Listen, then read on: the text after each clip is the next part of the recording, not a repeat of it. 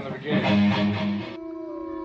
And I was shown that that Lucifer would return, that the UN and the Vatican were going to be completely behind it, again, under false pretenses. He's going to show up and say, I'm here to save the day, right? And, okay, fine, you know. Yeah, of course, ahead, you can say whatever you want. But I've always hated censorship. It's the internet.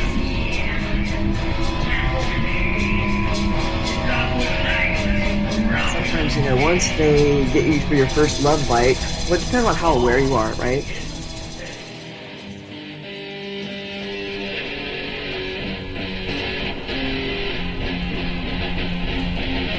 I forgot my bullets. I never had a gun. Here I am left standing. Am I the only one? For what I see, memories have guilted me. I'll never see the sun. First of all, as you know, the Anunnaki and the Draco are enemies.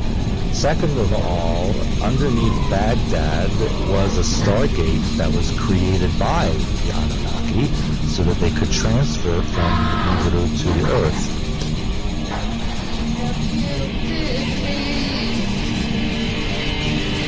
I'll never see the sun. I could just end it all, but the demons will have won. Practitioners that, you know, some are good and some use their magic for good and to heal and to help, and others do use it for evil. And, you know, in some cases, you know, people really were.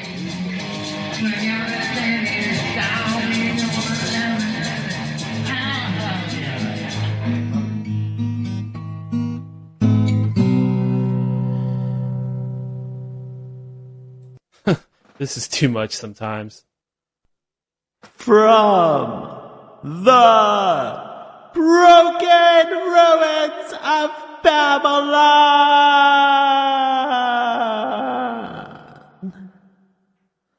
This is End of Days Radio. The date is December 15th, 2017.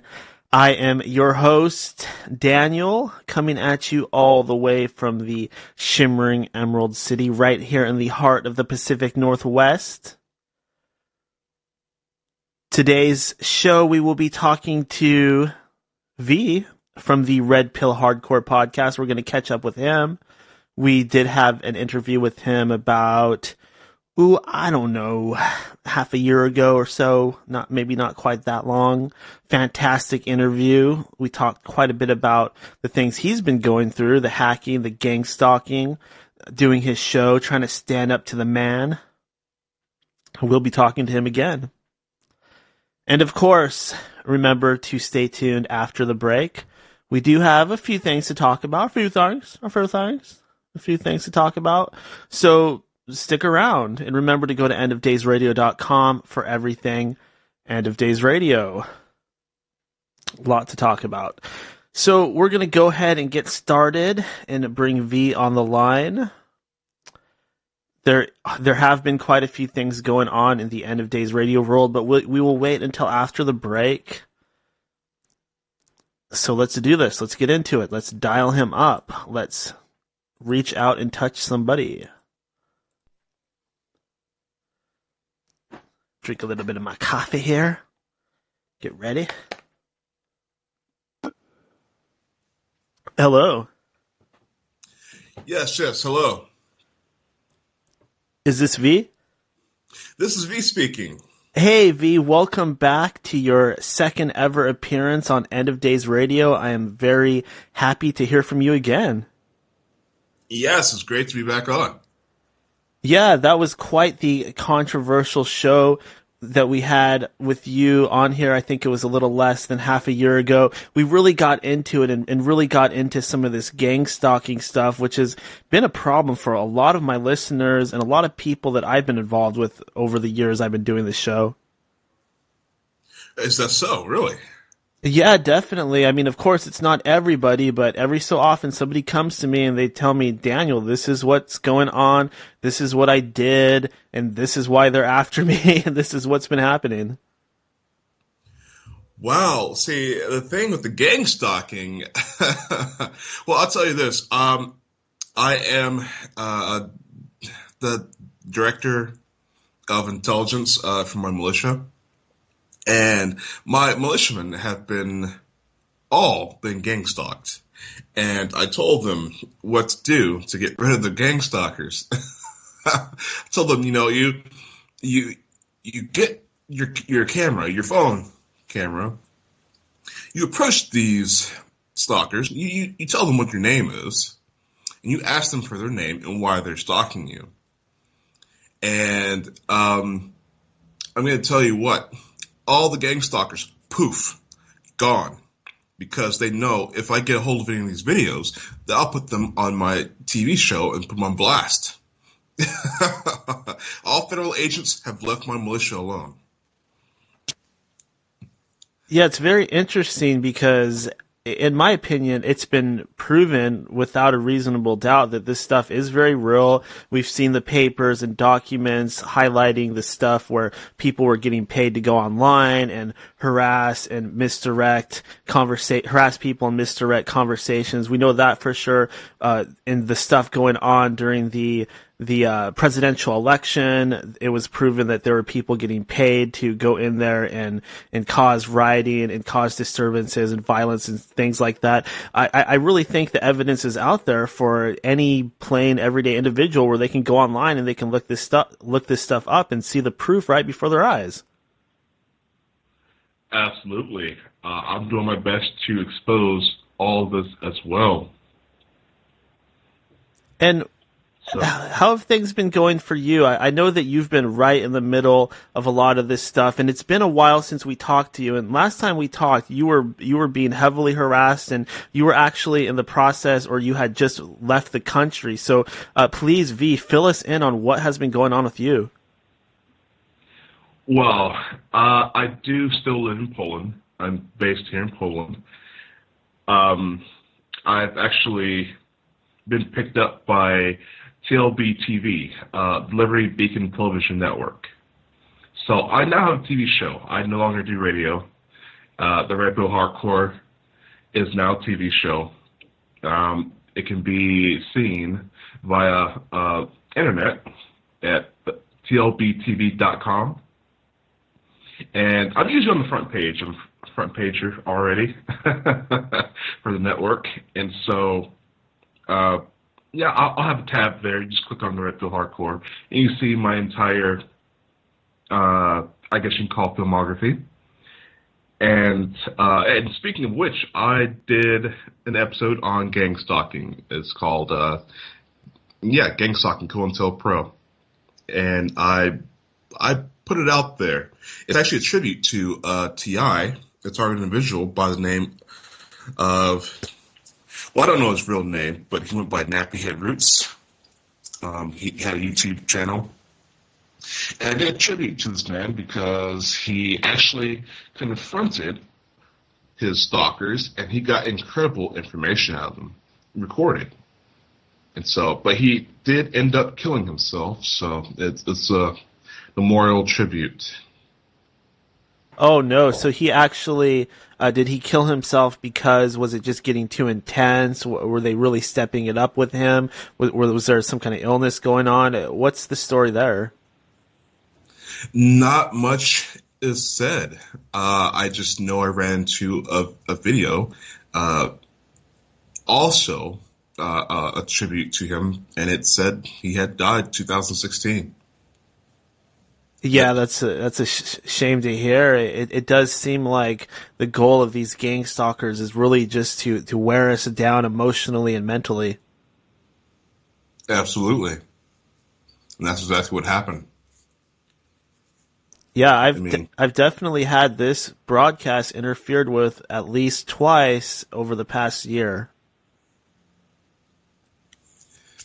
Yeah, well, since I've had the TV show, I've had a new problem every week. with my computer software, stuff like that, because I, do post productions and these things like that. And it's a new problem every week. Camera doesn't work, or this or that, so I've got to switch out equipment. So yeah, these people do everything that they can to because censoring is illegal. I mean, we have our free speech and so forth. They cannot censor us legally. So what they do is they, hack you. They'll make something malfunction. It's covert censoring. It's a very insidious way to do it, because they can do it in a way where it looks like a complete accident and there's really no way to prove what's going on. Exactly. And it doesn't really take much, because with me, for example, both times I had very important guests that I was talking to, and you take away that opportunity, and it's not like it's easy to just make it happen again right away. We agreed to sit down at a particular time and place, and then the plug gets pulled, and then it's a lot of work for me to go back in and rearrange everything. Yes, and see, I didn't get your call, your reminder call, and luckily I had woken up in time anyways to be ready for the show. And what's the main difference between what you were doing before with the Red Pill podcast and the video format? Do you feel that the video gives you a lot more freedom? Oh, well, my radio show, the difference is that people are conditioned more towards TV than listening to radio or podcast, mainly because, that's just our culture today. They would rather sit down and watch something than to listen to something on the radio. So I felt it was time to make that leap. I had some friends and listeners who were connected to Liberty Beacon Television Network. I contacted them and asked them, "Hey, is there a way you can get me on?" And they're like, "Well, we were waiting for you to ask." And so I was welcomed right through the door immediately, and given everything I was needed to make it happen. Awesome. And what do we have to do to watch it? Is this on the internet, or is this on locally in Poland? This is an American network. It's the biggest independent media out there. Besides Alex Jones, of course, is the Liberty Beacon. I'm sorry, let me back up. The Liberty Beacon TV network, and it's online. It's internet TV, but the shows are picked up by smaller networks or maybe community TV networks, and they just play the shows directly from the website. Yeah, it is kind of nice actually having a person's face on there, because there is a little bit of communication that you can't see, like with us talking to each other on the radio, because there's that whole body language element there. Absolutely. And I do my best to present factual data. I'll throw pictures of a Wikipedia page up or whatever classified documents I'm talking about. Show people it's real. I'm not just talking on my behind. And people get to see my guests and see that they're real, and it helps with the exposure, because anyone who comes onto my show typically are harassed by the government already, and they really need their faces out there. They need to be known. I've had government whistleblowers, NSA, say, so forth. I've had John Bolenbaugh, for example. He was the big oil whistleblower. The big oil wants him dead, and so we're trying to get him as much exposure as humanly possible. These things like that. So TV really helps in getting people known. Most of the people that come onto my show are very scared they're going to disappear. Mm-hmm. So I'm doing my best to keep them from being killed. Yeah, definitely. I have different emotions that I go through. There's times when I don't even care and I have like this come at me bro mentality where it's like come get me, and then other times I'm totally terrified of hearing a creak or something drop on my floor. Do you have any advice for my listeners out there that might be experiencing some woo or experiencing some gang stalking? Are there any psychological methods that you use, V, to kind of calm yourself down and psychologically deal with what's going on? Well, personally, I've been through hell. I've had relationships destroyed. I've had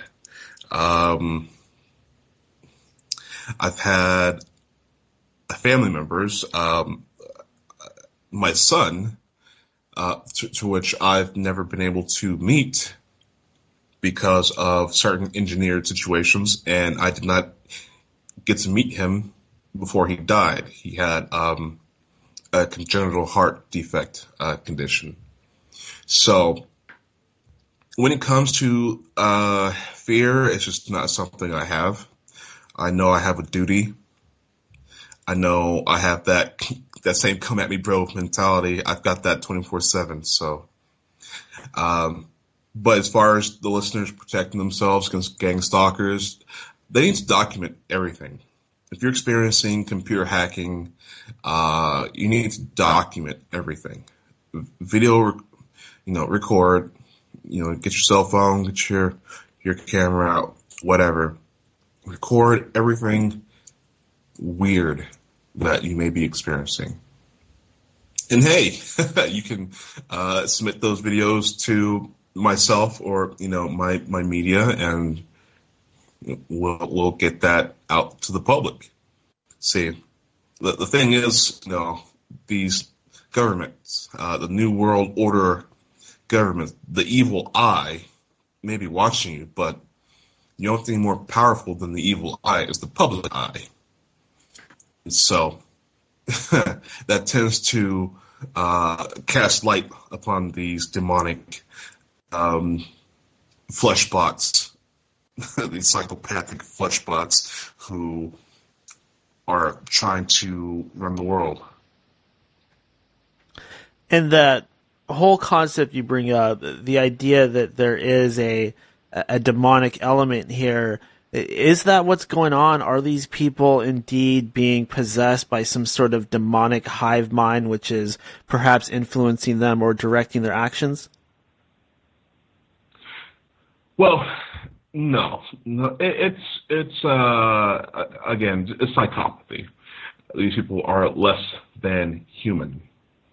You have these inbred elitists, and I'm going to tell you right now, inbreeding is something that creates psychopathy. Inbreeding doesn't just have a chance of physical deformations, retardations, but most time it manifests in psychological retardation. Psychopathy, psychopaths, Queen of England and all the way to the Bushes here in America. So, these people are inbred to some certain degree, and they're psychopaths. They certainly look it, I'll tell you. Exactly. Yeah, I totally agree with that. I would go as far as to say that perhaps even the death of Princess Diana may have been some sort of manufactured or engineered scenario. It was, in fact, yes. Some covert weaponry were used in her death. The driver was manipulated via dazzler weapons in combination with, I believe, their vehicle was being, veered off the side of the road by these agents on these motorcycles. So, yeah, assassinated, most definitely. Yeah, it wouldn't surprise me because there were some things that were just very strange. Like if you looked at the picture of the driver after everything happened, there definitely seemed to be something wrong with him mentally. His eyes and his face, it almost seemed like he was on drugs, or maybe he was hit by some sort of weaponry. Well, there are signals, frequency weapons that can flood the mind with, your own natural chemicals, dopamines and so forth, can just flood the mind and shut it down. So, yeah, that's definitely a possibility. Yeah, that's a good point you bring up because it really is a natural brain chemicals and emotions and things like that are being pushed forth, but they're being triggered by this unseen technology where they're able to beam frequencies and things like that really directly into our minds, and that is really scary because in many cases we don't know what we're dealing with, and sometimes we might blame ghosts and goblins, but when really it's a technology we're dealing with. Oh yeah, the NSA loves playing Scooby-Doo. Scooby-Doo villains. There's lots of Project Bluebeam scenarios going about.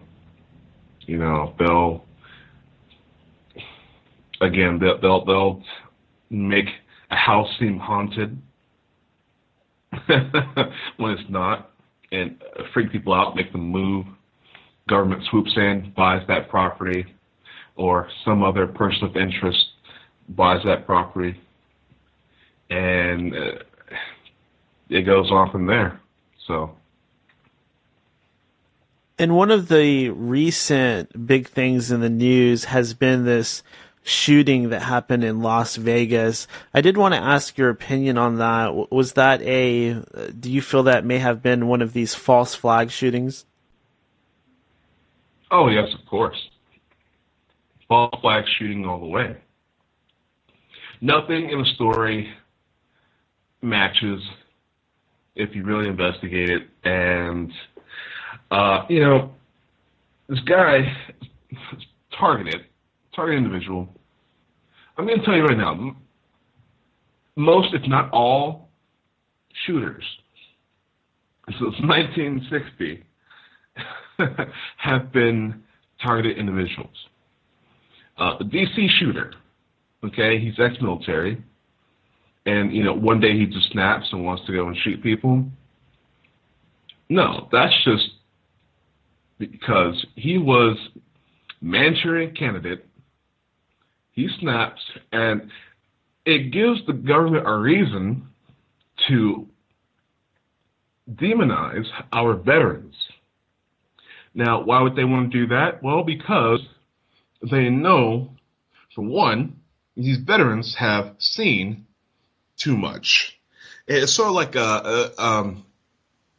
like the mafia, the only way out is in a body bag. Seeing too much, okay? And the second reason is if there ever is a revolution to go on, well, guess what? Our first line of defense or attack would be our veterans.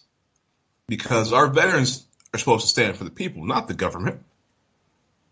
Okay? And it's another thing to demonize our militia, to make them look like they're terrorist groups when they're the only ones looking out for our best interest.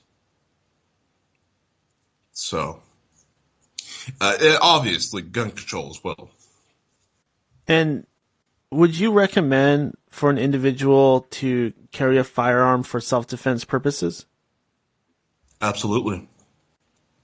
Our Second Amendment is the best thing we have going for us because they're trampling all over our First Amendment rights. You know, all this electronic harassment, censorship, you know, net neutrality being taken away, and you know, they really want to monitor and control everything. You know, director of my show, owner of my show, Anthony Thomas, is constantly under Facebook suspension for bogus reasons, just to keep him quiet. So this is what's going on. So it really boils down to every American having open carry. This is the only way that we are going to guarantee our freedom. And it does seem like this social media thing is a double-edged sword. On one hand, it gives us all an opportunity to say what's on our mind, but once we all start moving into the same social media sites like Twitter or Facebook, it seems like then they become in control of what we are allowed to say. So I really think that it's bad for all of us to all be on one website or one social media platform. We should really try to be on as many different ones as possible. Absolutely. On my TV show, I have a commercial for MeWe and Minds. Two great social networks. You don't get banned or suspended for saying what you want to say. There are no limits to how much you can post. You know, there's none of that. So, I mean, you don't even have to use your real name. They're not going to ask you for an ID. They're not going to ask you for any money to get your account fixed. And so there's also Limey. There's Limey is based in Africa, which I think is really cool. It's an African social site, and I mean there's so many. Yeah, we should all. I'm not gonna say delete your Facebook account, but have the alternate accounts. Get on these other social media, you know, and speak your mind. And where do you feel that the ultimate goal is? Where do you feel that we're really headed? Are we all headed towards a situation where we have these nano devices or smart devices under the skin? Is it just like the more biblically orientated folks out there think? Are we all going to be microchipped underneath our wrists or forehead? Well, I'm glad you brought that up. I just made a movie. It's called, well, actually, we had such resistance via Facebook. We had the 5th of November movie come out because, you know, I'm with Anonymous. And right before we could put it out on Facebook, the accounts were suspended across the board. Anyone who was working with us. Now, this movie that I did, again, it's called The 5th of November Remote Neural Monitoring Exposed, or NWO, Remote Neural Monitoring Exposed. The movie is all about chemtrails and how it relates to everything else. But briefly, I'll tell you, the chemtrails with the nanoparticulates in the chemtrails. You know, you got your aluminum, you got your barium, you got your strontium, and on down. These nanoparticulates are actually being breathed in. You know, it's being introduced into our biological systems. It's coating our neural pathways in our nervous system entirely, and it's turning our bodies into antennas. See, we are already chipped. We're not microchipped. We're nanochipped. The neural pathways within the brain, coated with the aluminum, makes us into transceivers. We're able to pick up signals easier. We're able to broadcast our brain waves at an exponential rate on terms of scalar that can be picked up by squid-like devices that the government uses. And for example, like the barium. Barium is a kind of a salt. And the salt is an electrolyte. What do electrolytes do? They help with relaying signals. That's your neurons firing off. That message getting from one synapses to another. And it makes it happen with a burst. It makes your muscles communicate better. The electrolytes. Gatorade, always pushing their drinks. You need electrolytes. It, helps you perform better. Okay? So, no one has picked these things up. No one has actually thought of why they're spraying these certain elements in the chemtrails. But this is what it is. And so, if people would like to watch my movie, again, it can be found on tlbtv.com, and you hit the Red Pill Hardcore TV tab, and you scroll down. The movie's called 5th of November, NWO Remote No Monitoring Exposed. And V, would you say that most of the normal news, not talking about things like the Red Pill Hardcore or End of Days Radio or even Alex Jones, I'm talking about turning on Channel 5, mainstream media, would you say most of the mainstream media news is in fact just a fake distraction? Mainstream media is Operation Mockingbird. This is CIA fed. There's no information that's going to hit the news that that they don't want us to know.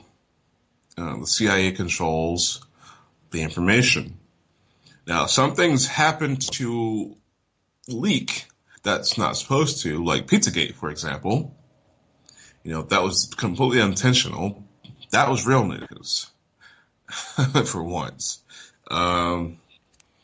But Operation Mockingbird, I suggest everyone to get their news from the internet. Get their news from alternative.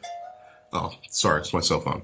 No worries. Get their information from alternative news sites, alternative news, radio, alternative news, TV shows. There's nothing that's going to help anyone that they're going to, see on CNN or Fox News. Because that's just garbage. CIA garbage. Would you yourself ever get into politics or run for any sort of office, perhaps to try to make a difference from inside? Oh, yes. I plan on running for governor somewhere in the United States here in about 10 years. Absolutely.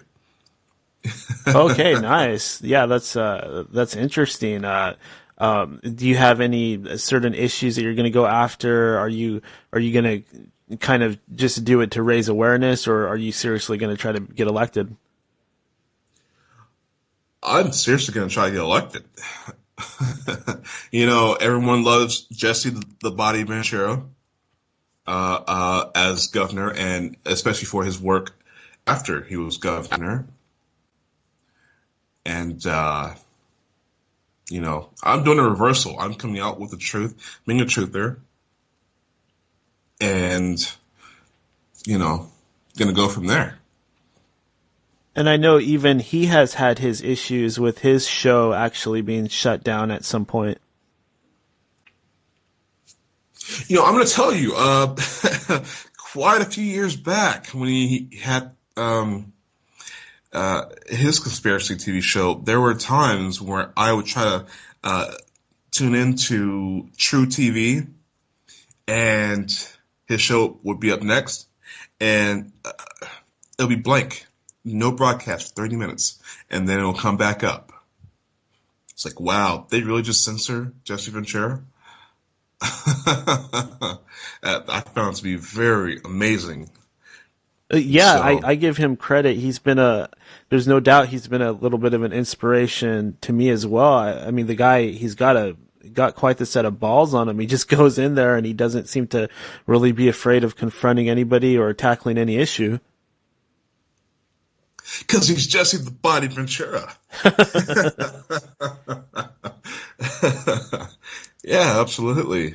I do appreciate the man for hearing out targeted individuals, especially the episode Brain Invaders, where he's interviewing targeted individuals. He's even had Dr. Robert Duncan. He's the guy that said that he helped create some of this technology that's harassing, that the government uses to harass people. And, I reached out, and in my work, I actually came across Dr. Robert Duncan, and now he's a close friend of mine. He's been on my radio show, and will soon be on my TV show as well. We're going to be talking about the CIA and their meth labs burning down. Meth? So are you saying these are CIA-sponsored meth labs? Oh, there was a fire at Langley. And it's because one of their meth labs exploded. Wow. Well, Dr. Robert Duncan explains in his book, Deciphering the Matrix, about how they use methamphetamines to explode the brain activity in someone's mind so that they can easily remote neural map their minds via satellite. Because you're putting off brain waves at an explosive rate. And so that's the reason for the flooding of methamphetamines throughout the country and throughout the world. It's a brain mapping booster drug via satellite. And one thing that I think that a lot of people out there don't understand when they hear this stuff is that there are indeed actual patents out there for this technology. It's not a question of if, it definitely exists and it's on record. It's on record. Yeah. You can Google mind control patents, and you'll get about 26 of them. There's 43 that I've come across myself. And they most definitely exist. Some of them will even tell you who the patents belong to, what corporations manufacture it, and whatnot. That's actually going to be my next crusade here for the new year, is going through these patent lists and approaching or I guess contacting these people who hold these patents and see if these corporations are still manufacturing the stuff and where it's going. And I can promise you it's all going to the U.S. military, the DOD. But from that point, we got them. And a lot of this stuff comes from the Nazis, doesn't it? Yes. Operation Paperclip. The reason why there was such a scramble for the Nazi scientists is because they actually came up with a lot of frequency technology. The Nazis had acoustic cannons. You won't hear about this anywhere unless you really, really, really dig and do your research. Nazis had acoustic cannons. the Nazis actually came up with voice-to-skull technology. They can microwave messages into people's heads.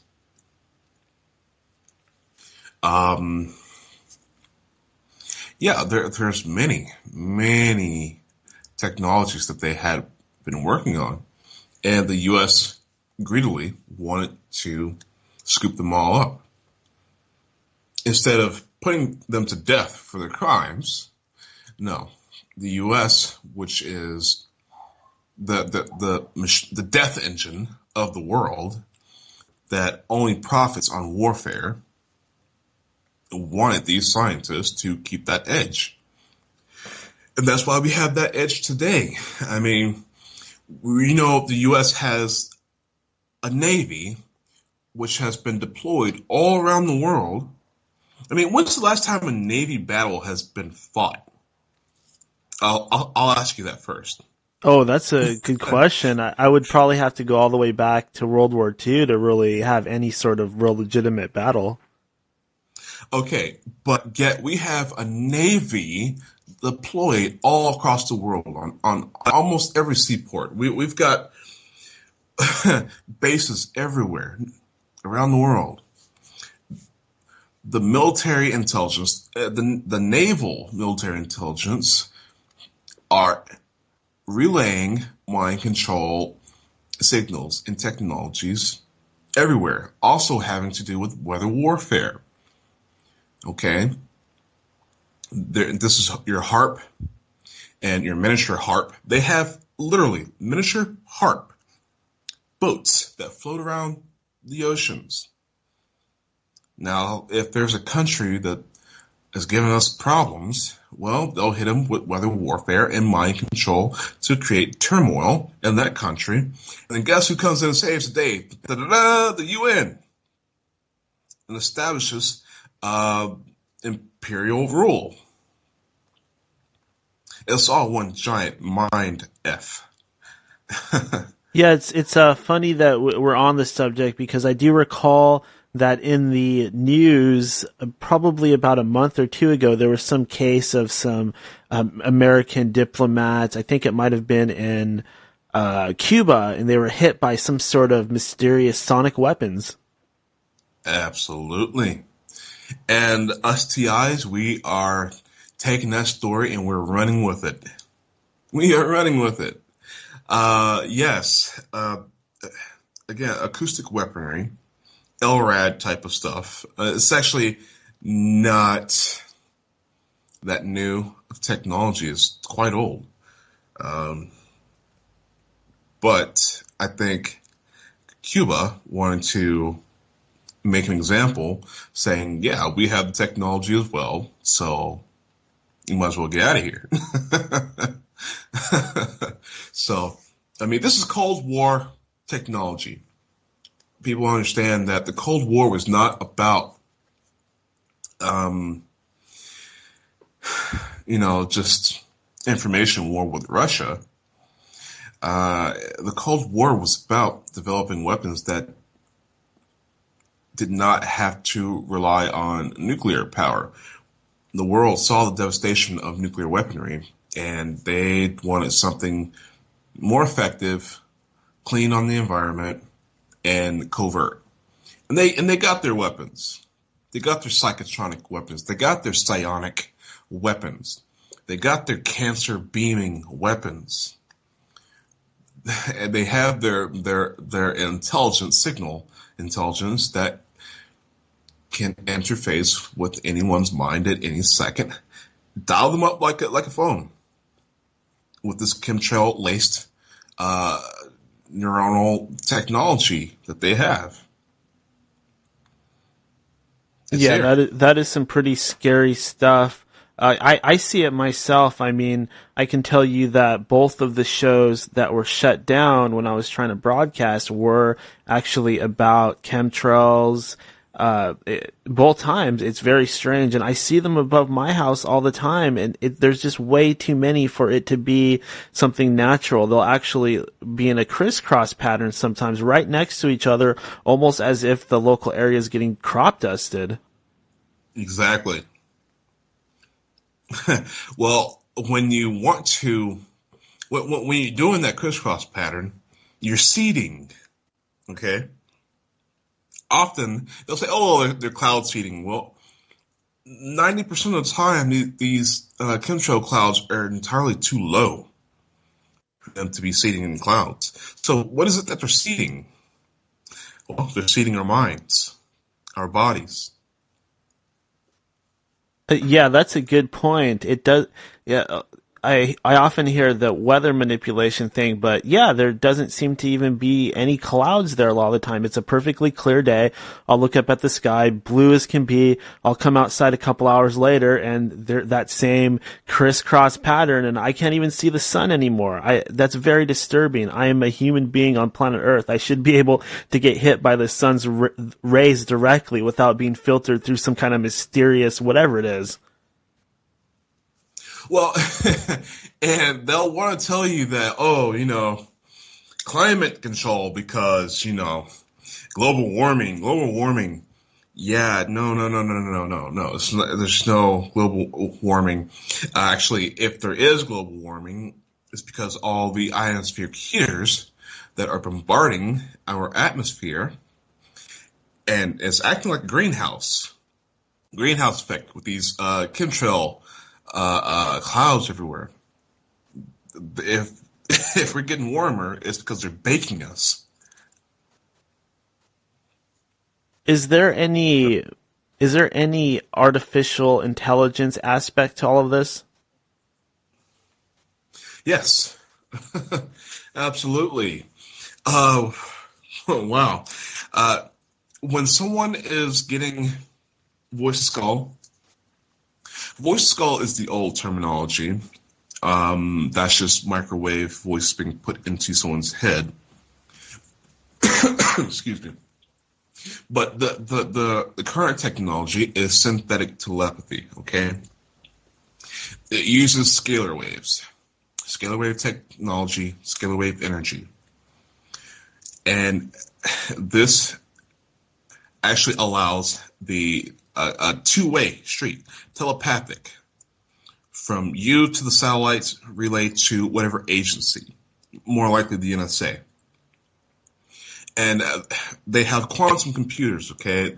They have AIs that are talking with you 24/7. These people that are hearing voices and they're having conversation with these voices in their heads.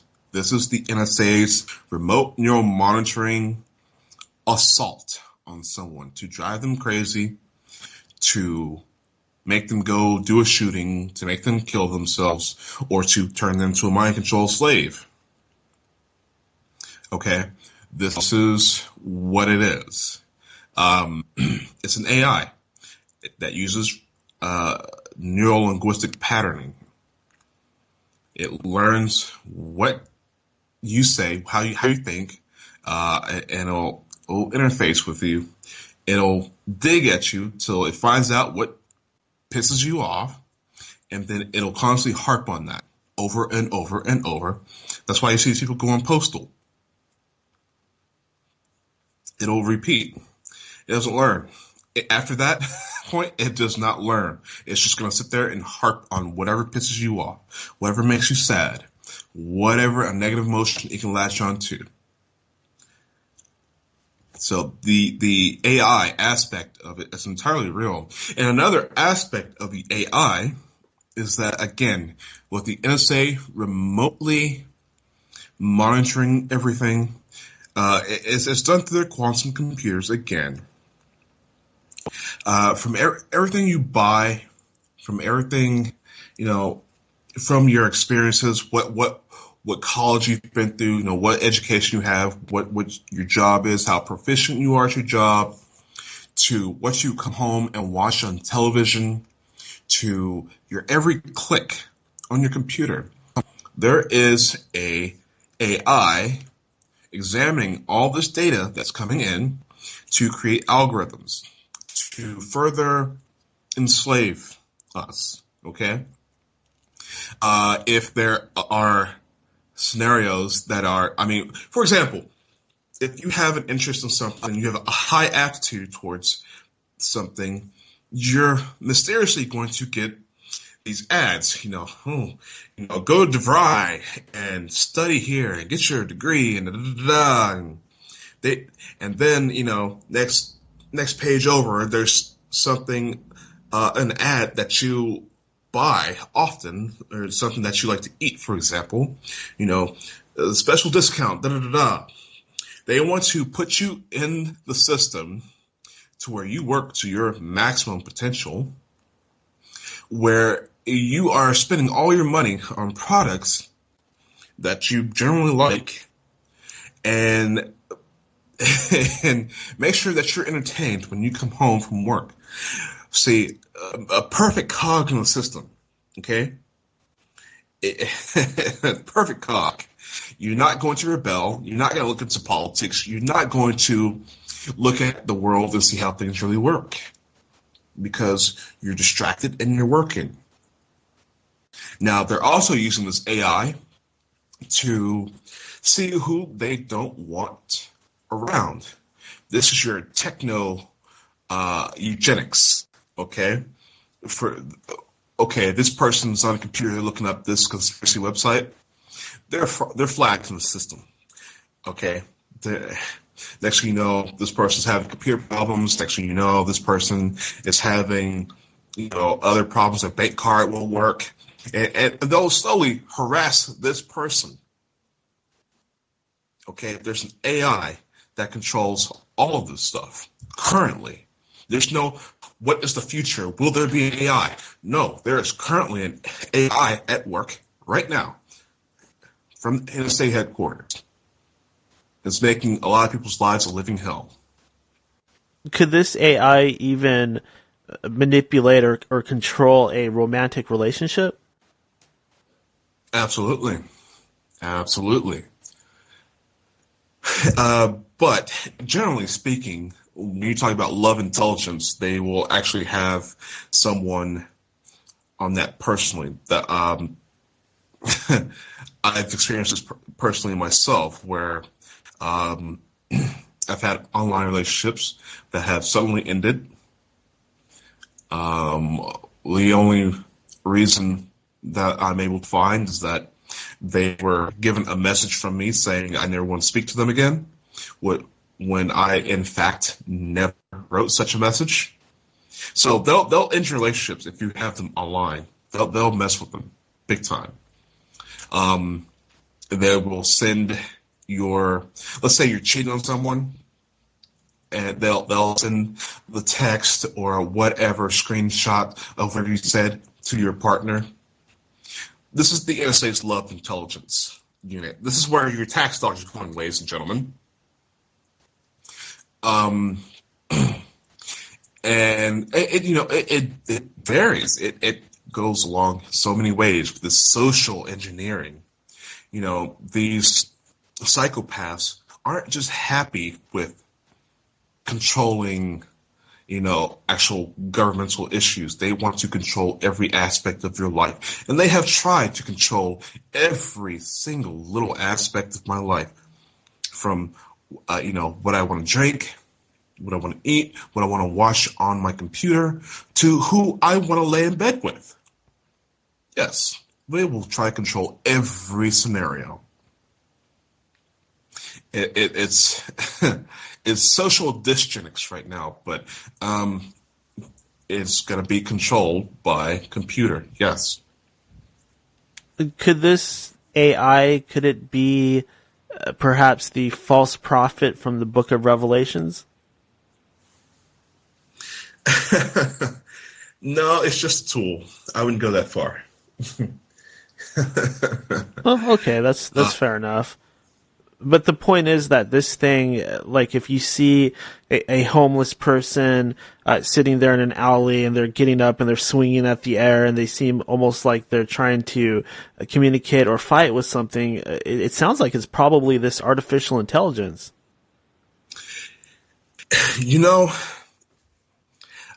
When I was in high school,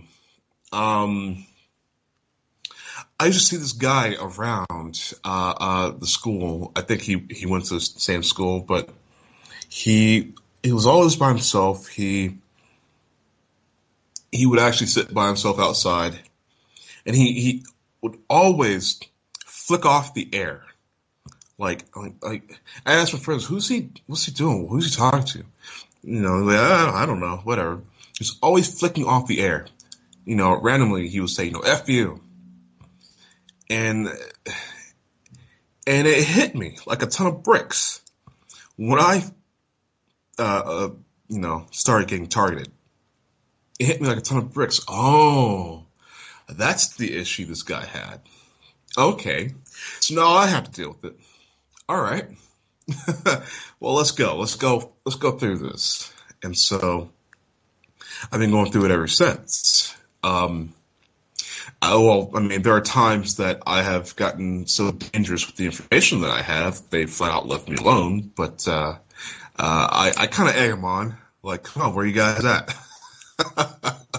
I'm not done fighting with. Come on, bring it back on. And so, I don't know. I'm highly confrontational, and I love the fight. And you're not. But most people. You're a guy that we talked a little bit about this last time. You're a guy that's very physically fit. You have some combat training. You're not somebody that somebody wants to mess with, basically. Correct. Ex-football player, martial arts expert. I'm ex-army. So, confrontation, to me, it's my fuel. I guess you could say I'm a real American. I love warfare. So, I don't mind the AI talking to me as much as, other people. Other people's hell. It makes them want to kill themselves or other people, like what's supposed to do. I myself, I don't have normal psychological makeup by any means whatsoever. I studied psychology my whole life, and I see the purpose of this in that. Oh, they're saying this to me right now. Oh, so I'm supposed to feel this way. Yeah, try again. Try something else. And so I have a sort of immunity to their psychological traps and things that they say. But, it's put me where I am today. Here I am with a TV show now and getting worldwide recognition. It helps me get out of bed. So, most of the time they leave me alone. I don't hear them because they know the ending result is just going to be more success for myself and more of my foot in their butts. So, I don't mind it. It can be played however they want to play it. I already have the solution to their technology. I've designed the counterattack. I'm getting other doctors and scientists into the mix, and we're going to have a lot of good fun. Oh, wow. So there's actually some technology that's being developed that might help block some of these frequencies. Do I have that right? I've designed it. I'm looking for people to help me build it. All right. Yeah, definitely. If anybody out there can help out V in getting his stuff made, definitely contact him. Is there a good way to contact you? Yes, my Skype, which is The Truth Pharmacy, all one word, The Truth Pharmacy. And I do have a business phone line, which is 202-657-5715. And V, is there a good side out there that's trying to help us? Maybe some angels or some good aliens or maybe at least some good people? Is it just all bad? Are there any good guys out there? Well, I know the good guys in your truther media networks. I think we're the front line currently. I don't know. I've yet to contact Russia. I've been thinking about it. See if I can get some of these guys to help me shovel some more dirt on these a-holes. I don't know, because the Russians right now, to avoid so much of the NSA's hacking and spying, they've gone back to using typewriters. Oh wow. That's how intrusive and powerful the NSA has gotten with this technology. People don't understand that it exists. I try to tell some hackers, some hacktivists, of how they could protect their information on the computers and stuff.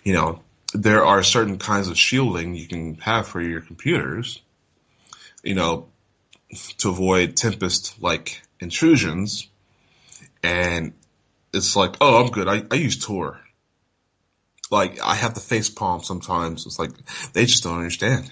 This is far more than Tor.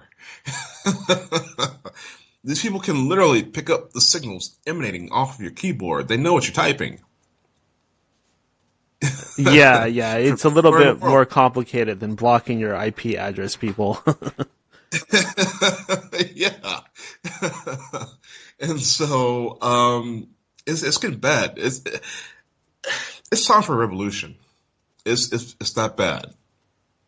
And it does seem like Russia, or at least Putin himself, he seems to be kind of aware of some of this stuff going on in the world with the New World Order and things like that. Oh, Putin's no dummy.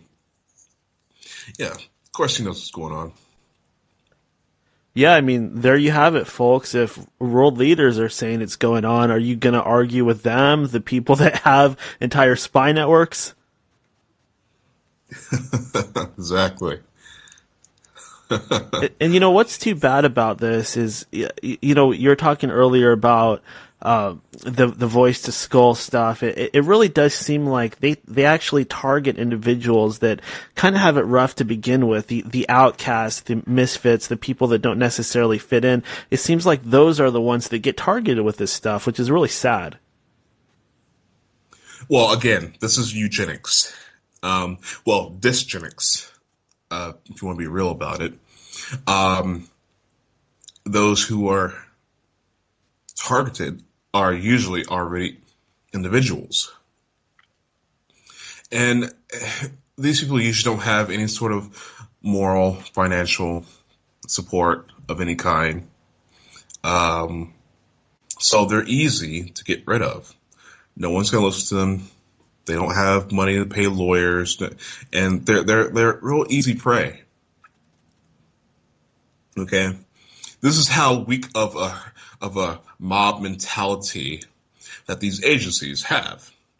They're not gonna target someone like Trump, who has billions of dollars, because I'm gonna put it to you this way: I'm tearing these guys a new a-hole, not having a penny in my pocket. Now, what's a guy that's gonna have millions and millions of dollars in his pocket gonna do to him? Yeah, that's a good point. So, it's cowardice, and then it's okay. This guy's making the system money, whatever. So, yeah, absolutely. They had to try to get rid of the undesirables. Yes, these homeless people who are talking to themselves, they have been targeted by the government and are currently being harassed by an AI being frequencied into their heads. That is the deal. And let's say Go ahead. Well, I've actually had many people come up to me while I'm doing a little charity work, and have homeless people telling me, I hear radio signals in my head, and I hear, voices. I hear my family being killed in my head in a fire over and over and over again. It's like, wow, they're really being screwed with. at that particular time, I gave them, the invite to come to my radio station and tell their stories. Unfortunately, they weren't able to make it. So, but yes, go ahead. Oh, yeah, I was gonna ask, let's say that we could go in and we had the power to go in and rearrange everything. V, in your opinion, what would be the most ideal type of government that we could have? Would it be a democratic government? Would it be something leaning more at socialism, or perhaps libertarianism would be the answer? The best government we could have is no government. Okay? I am a sovereign creature. You are a sovereign creature. We're all made in the image of God. Okay? Our natural evolution should be that towards anarchy. Now, most people think anarchy, that means lawlessness, everyone's going to go crazy and kill each other and rape each other. Anarchy. No, anarchy, if you look at the definition of the word, would be which means without, and archy, to rule, without rule. Or you can look at it as to rule one's self. If you were to rule yourself, act like a human being, and I were to rule myself and act like a human being, we wouldn't need a government. We wouldn't need law enforcement. We wouldn't need politicians. But we need to evolve to that level to where we can have anarchy. We need to spread out. We're supposed to multiply, be fruitful, but we also need to spread out. We should have been dominating the solar system by now. Okay? Everyone would have enough land to farm and do as they wish on if we would have just expand. Now, we do have the technology from reverse engineered spacecraft, like Roswell. The majority of the UFOs seen today are the U.S. military. Okay? Doing their MK Ultra mind programming kidnap crap to take little children back to underground bases and to molest and whatever evil stuff they do. But they have suppressed the fact that we have this space travel capability. We could have colonized Mars. We could have colonized the moon. We could be on Pluto, terraforming, okay? They don't want us to spread about because then that would mean less control for them. And something these people do not want to give up and give away is control. So here we are on Prison Planet. And that's a very interesting thing that you bring up, this rampant abuse, harassment, rape, pedophilia. V, what the heck is going on here? Why are all of these famous people, politicians, and celebrities, why are they engaging in this extreme perversion? Could this possibly be the AI doing this? No, this is, again, psychopathy. Psychopaths. You have these people who are born without a soul. No, psychopathy is, this thing. You have no emotions towards anyone. All you want is self-gratification and to basically be on top to where you're not abused by other people. This is your psychopath. Now, for these celebrities and politicians that get into the weird stuff, get into the sick stuff, they are created. They're most of the time blackmailed. You need to get into this or whatever, or they're put into these situations to be blackmailed, and so they continue to do these sick things. Or it just becomes a social class status, sort of a norm, and it creates these secondary psychopaths. Psychopaths that are created by psychopaths. And this is our culture. This is our high society. The pseudo Freemasons that think they're better than everyone else because they can afford to barbecue a baby and gold foil and bathe in the blood of virgins to keep themselves looking young. The stuff still goes on today. Yes. What about these? You often hear about people being abducted and taken to underground bases. What do you think about the idea of underground bases? Do they exist? Absolutely. Look, there's going to be an end of the world scenario that's going to be brought about by these weather weapons. Okay.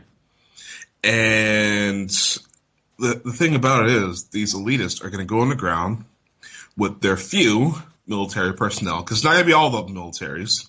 It's not going to be all of them, which is the sad part, because these military dogs are going to, forsake their friends and family, their countrymen, to protect these slime balls, these waste of human flossom.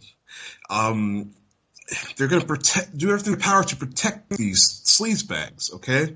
And then they're not even going to get to go and be with them whenever they do these world-ending events. These tsunamis, these earthquakes, these whatever have you, okay? They're going to go on the ground. They're going to reduce the population to the amount of that they so desire. And they're going to come back up. And, they may even choose to take out some of these people in these underground military bases around the world with the earthquake aspect of it. Most of the real hidden bases are in the mountains. There are hollowed out mountains where the real government operations are going to be at, where the real, the quote-unquote Illuminati is going to be hidden, living in. So, are we in for some sort of a fake alien attack or disclosure when this all plays out? That's one of the possibilities through Operation or Project Bluebeam, rather. It's still a possibility, but as far as Project Bluebeam goes, it's already been done. That was 9/11. So the information got leaked about the New World Order, one religion where God's supposed to show up, and then the alien agenda. So they just said, screw it, we'll hit the Twin Towers. And that's what got used. Is there some plan for the Middle East, or specifically Israel? Could the nation of Israel actually get attacked, or could something like that happen that would kind of kickstart this whole end of the world fake scenario? Well, the thing about Israel, they have more direct energy weapons than the U.S. government. Okay, Israel controls the United States shadow government currently. Okay, any attack onto Israel is going to bring in the U.S. at full force to take out anyone that needs to be taken out. Here we have the genocide going on in the Middle East, where every nation around Israel is falling. These Arab countries, they're all falling one by one, and having, democracy installed, that whole, lie, It's just imperialism where we're installing dictators who are, slaves to the Rothschild's banking system. So, I mean, Israel is the biggest problem that the world has currently. We all need to wake up and realize that fact. Yeah, it does seem to be a prime point of interest, and I believe there's actually a passage in Revelations that says something about all the nations gathering in Israel when such and such happens. So that's my main reason for asking. It just seems like that's what it's all about at the moment. Well, they want to make the prophecies from the Bible come true. Okay? You want to talk about end time, the signs, everyone talks about, the signs is coming. It's all technological. It's all manipulated technologically. When you see these lakes or these rivers run red, they're only being hit with a beam that does something to the iron that's in the water, and it turns the water red. It's a parlor trick. These birds that are falling out of the sky, and mass flocks falling out of the sky, dead. The CDC can't find out what's wrong with them. There's no diseases. There's no infections. Well, they were hit by a frequency weapon. Same thing with the mass whale beachings and mass marine life beachings. Okay. The U.S. has their subs testing sonar weaponry, testing frequency weaponry underwater. All the stuff is manipulated to get us to think in that religious terms. So when they have the whole world underneath this psyop, some religion, they're going to enact the events from the Bible so that we do fall for that false prophet and think he's our savior that's supposed to come out of Israel or something. It's going to be a load of crap. Is Trump trying to help with that? It seems like he's strangely and oddly very, very focused on Israel. Well, I think you just answered your own question. Yeah, I don't know.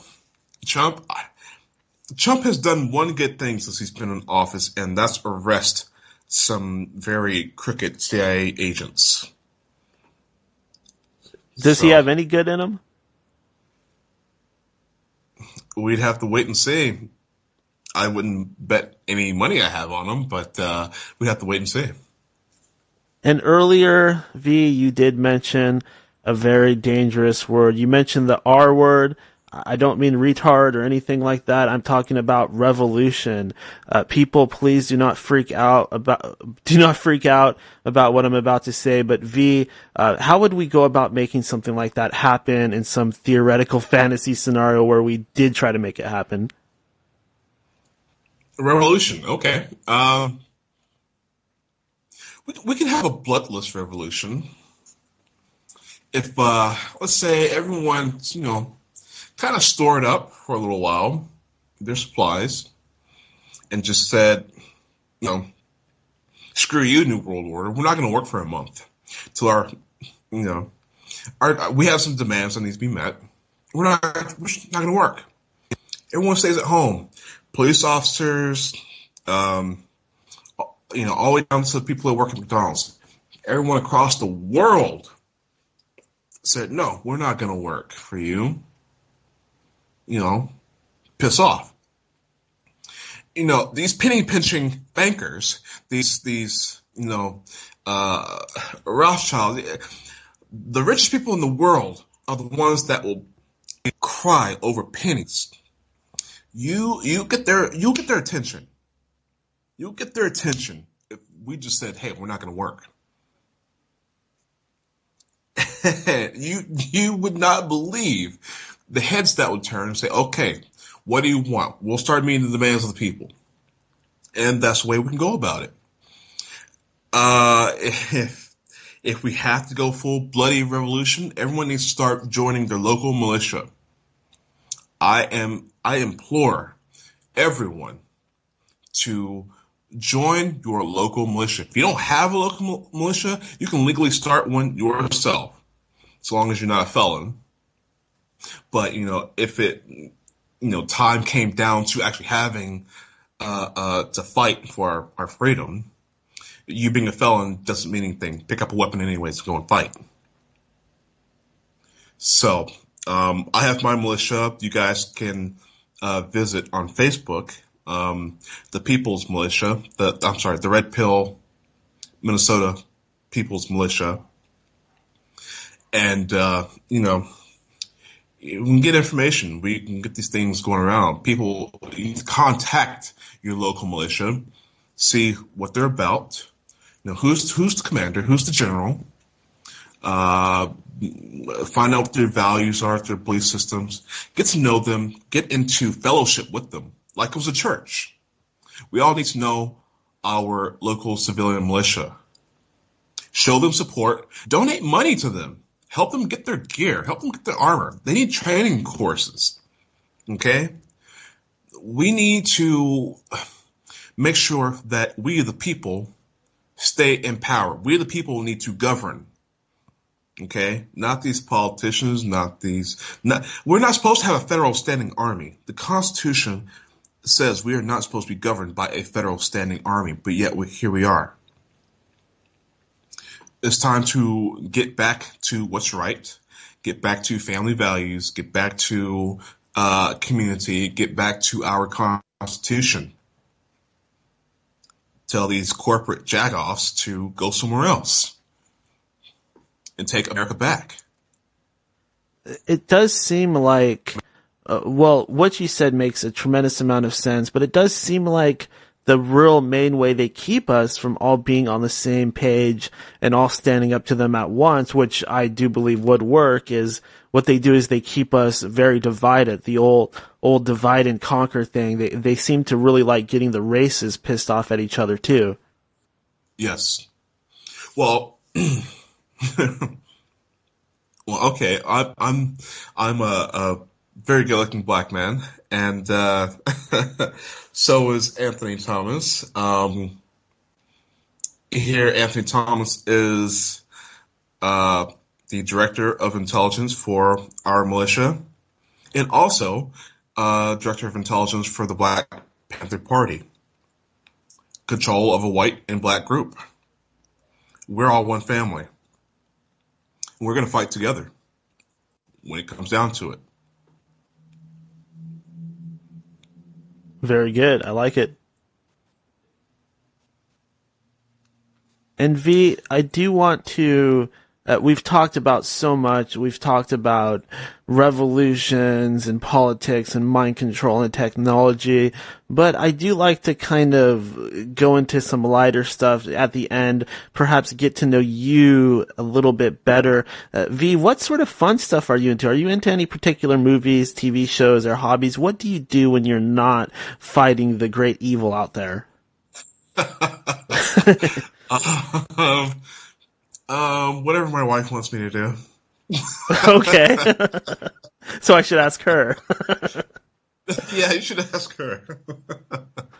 Well, all right, fair enough. But V, I do want to give you one more opportunity. If you would like to go ahead and just get on that soapbox one more time and just tell my audience whatever you'd like to say to the masses out there. And please feel free to follow that up with any plugs you might have. Well, I'll be short. It's time to get educated. There's something I say at the end of my show, and that is, in the land of surveillance, the man with the third eye is king. So educate yourselves. Turn off the idiot box. Turn off the boob tube. Get on the internet. Research something. Research anything I've said to you tonight. Find out if I'm real or not. Okay? You won't know till you actually research. The information is out there. The information is yours. You need to go and get it. Don't be sheeple. Don't just live in a box that was constructed for you.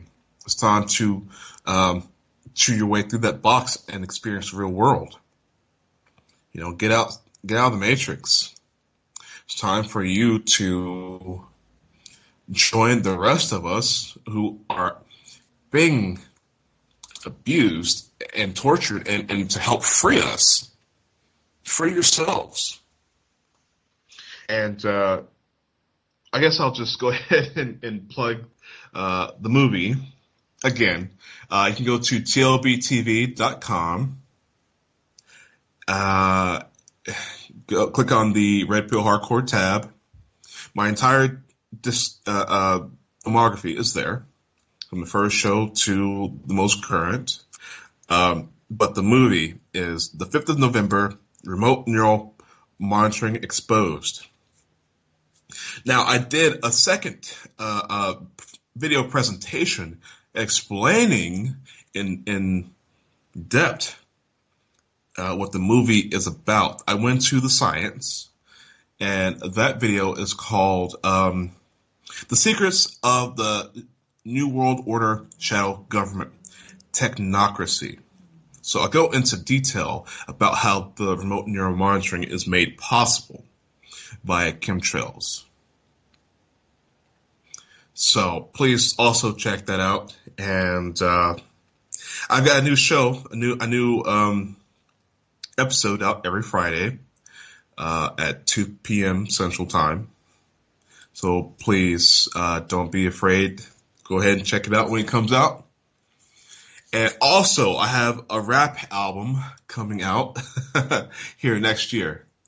It might be 2 or 3 months, just be on the lookout for that. And also, we're being interviewed for a book that's going to MIT, and we're probably going to release a publication of our own here pretty soon as well. So just be on the lookout for these things, and let's keep the show going. Let's get the ball rolling, because we're gonna need a revolution here soon, very soon. And that's it for me. Nice. And if you need any guest talent on that rap album, just let me know. oh yeah, you do a little rapping? Yeah, sure. I could throw you some samples. Well, we just got a couple demos going right now, so after that we're trying to find our sound, because actually all the artists I'm involved with right now are also targeted individuals. So awesome. It's sort of one of those things. No, I'm a huge fan of rap where you hear these type of topics come out. Like, I'm a huge fan of Jedi Mind Tricks and Immortal Technique, people like that. So I absolutely love it. Well, you're gonna hear that style, that flavor, but with all the information that I'm telling you guys. Yeah, I absolutely love it. And V, thank you so much for joining us here on End of Days Radio once again. And of course, definitely want to get back with you sometime down the line, 6 months to a year, get you back on here. We can see what you've been up to. Sounds great, my friend. Thank you. All right, my friend. You have a good day. Thank you again. All right. Bye.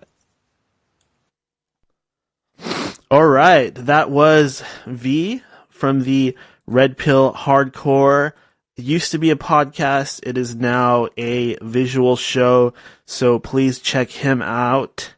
A very good man, very brave man. Definitely has a set of balls on him, which I mentioned the first time that he was on, and I'll mention it again. That guy has got a set on him. Let's go ahead and take a break. Don't go anywhere. Please stay tuned for after the break. There's a lot to talk about, a lot of show still left to do. I'm going to go outside and take a little winkle, a twinkle. I'm going to drain the lizard. I am going to water the rose bushes with some nitrogen. So stay tuned. We will be back after this break.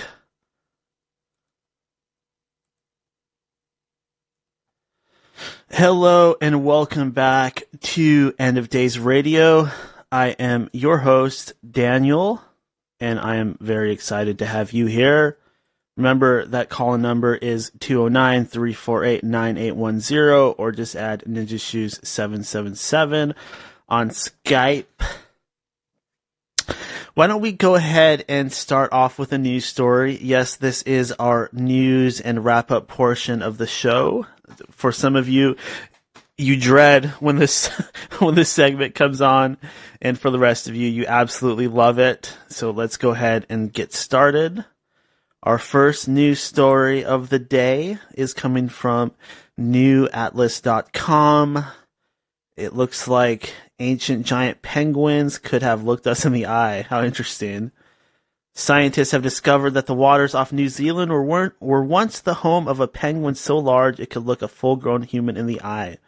The 60-million-year-old remains of the giant flightless birds were examined by a team led by Gerald Mayer at Senckenberg Research Institute and Natural History Museum in Frankfurt, who concludes that the species was one of the largest penguins ever found, standing 70 inches tall and weighing over 220 pounds. Damn, that's a big penguin. That penguin's gonna come and kick your ass. You ever seen those videos of the guy boxing the kangaroo, or the guys fighting with the kangaroos? Now imagine that's a penguin.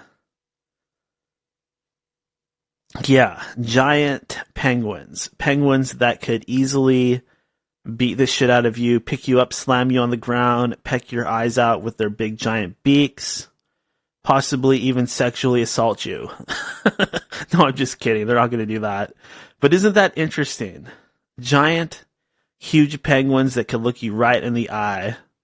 Look you in the eye and give you that feeling of inferiority as you stare into the eyes of a superior species. It makes you wonder what happened to them. It seems in the past that things were so much bigger than they are now. Could it be because there was more food? Were there less humans? Was there less gravity maybe? Was there more oxygen in the air? What could it be? But it is always very interesting when you hear about stuff like that. Like the megalodon. The megalodon's basically a giant shark that is 10 times as big as a great white, 4 times as big, something like that. And some people believe those exist. So I like hearing these science stories and things of that nature. This isn't just a show about the weird, the fringe, the spooky, the haunted. It's also a show about science. So this show is very scientific. We're always looking for those new discoveries. Last week, great show. We talked to Bruce R. Fenton, who's talking about some things that just completely overturn our idea of human. Seems that somebody did not like the stuff about Taylor Swift and Anton LaVey's daughter. Somebody says that Taylor Swift is in fact a mind-controlled clone of Anton LaVey's daughter. You know, I looked at the pictures some more. This article that I was talking about last week, I was looking at the pictures some more, and I'm sorry, I just don't see it. They look similar. They both look like blondes. The cheeks are different. The nose is different. The eyes are different. The neck and the throat is different. Pretty much everything is different. They only look similar. They do not look alike. If there was something that I thought was there, I would be the first person to say it. But let's not forget that we also had Adam Kokesh on here. Adam Kokesh oftentimes gets accused of looking like Jonathan Brandis, or he gets accused of being like this mind-controlled, displaced Manchurian candidate type. He was once Jonathan Brandis, but he's been reprogrammed and redone as Adam Kokesh. And I think we learned beyond a significant doubt not last week, but when we had him on, that he in fact is not Jonathan Brandis, and it is a little bit offensive to the family of Jonathan Brandis to keep saying that Adam is him, because he's not, and Jonathan Brandis passed away, so it's best to just let him rest in peace instead of saying that this guy is him. It's not him. There are some physical differences that can be pointed out as well. It's just not him, and Taylor Swift is not Anton LaVey's daughter. And Alex Jones is not what's his face, who they say he is. I know people say Mark Dice is River Phoenix. And let's see here. Let me do some typing. Who do they say Alex Jones is? Let's see here. Let's see. I mean, there's so much stuff about Alex Jones when you look him up. He's a very notable figure. And let's see here. Oh, this is an article about Alex Jones' most insane theories. The number one being New World Order. 9/11 was an inside job. Major shootings, bombings were false flag operations. Obama is global head of Al Qaeda, and the government creates homosexuality. Okay, so number 4 and 5 are completely stupid. Obama is global. Whoops. Oh no, there's a freaking advertisement with Alex Jones on it popping up. That's funny. This article is about how stupid he is, yet an ad comes up advertising Alex Jones. That's funny. But it's what I'm noticing about this article. I know we're getting sidetracked here, but these first 3 are true. New World Order, that's real. 9/11 was an inside job, that's real. Major shootings, bombings were false flag operations, that's real. But the last 2 are fake. So you see what they're doing here? They're throwing in some goofy, ridiculous stuff with some real stuff so that we think all the stuff, including the real stuff, is fake. Very obvious disinfo tactics in this article right here. And I totally apologize. I know I'm getting off track. I'm supposed to be figuring out who Alex Jones is a clone of. I know that it's Bill Hicks. There we go. Bill Hicks. Okay. I knew that. I just had forgotten that because various reasons. I stuffed my head with far too much information and I probably used too much marijuana. Don't tell anybody. But anyways, let's move on, okay? All right, so I do have another letter from a listener. This is from Letty B. Letty, it must be a fan of the Fast and the Furious movies. It says, Dear Daniel, you are so immature. I like your guest, but when you start talking, it makes me poor ears bleed every time you give one of your asshat opinions. But when you start talking, it makes me poor ears bleed. Letty, what, are you a pirate? Why are you typing that way? Makes me poor ears bleed. With my asshat opinions. Well, hey, what can I say to that? I probably am a little immature. I will cop to that. I am probably a little more immature than most people that are my age. I'm probably more advanced in some ways, and I'm probably behind in some ways. I totally get that. Look, I'm human. I'm a god, but I think that I'm human. So I am human on some level, and I make mistakes. I have flaws, character flaws. I never said I was perfect. I don't go around and pretend like I'm the most mature individual out there. No, I'm not. A lot of my humor, a lot of my style and philosophy, it is very immature. I don't have kids. I'm 35 years old. I still do not have kids. I'm unmarried, so I wasn't forced to grow up at 22. I didn't have to grow up and be a dad. I still like the potty jokes and the flatulence humor and things like that.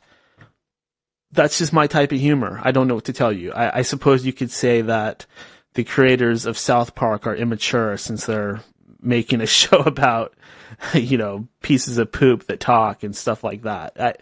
I am very immature. I am immature, and if being mature means acting boring and following all the mainstream media opinions and having a liberal mentality and being afraid to not be politically correct and being afraid to not give my opinions or being afraid to make jokes or being afraid to talk about poop or pee or being afraid to talk about stuff like that, then yes, I am as immature as can be. I will swear that I am immature and always will be, and I don't care. And okay, so if my opinions are asshat opinions, then they're asshat opinions. I'm sorry. Write me a letter and explain to me why I'm wrong. Change my mind instead of just calling me names. That's called ad hominem. Do you know what ad hominem is? Do you know what ad hominem is? It's when you It's when you personally attack somebody because you can't beat them fairly and squarely in an argument.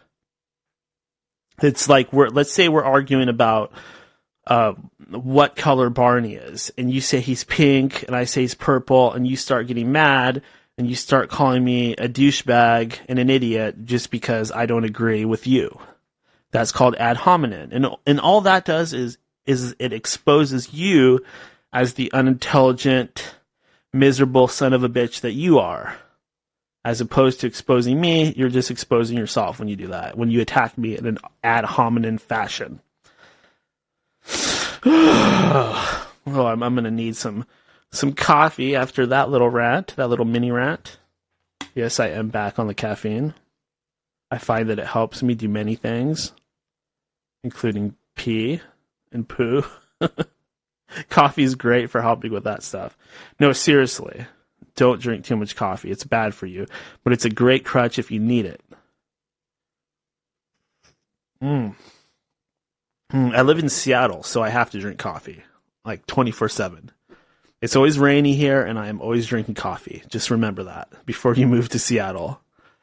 Okay, you guys ready for another news story?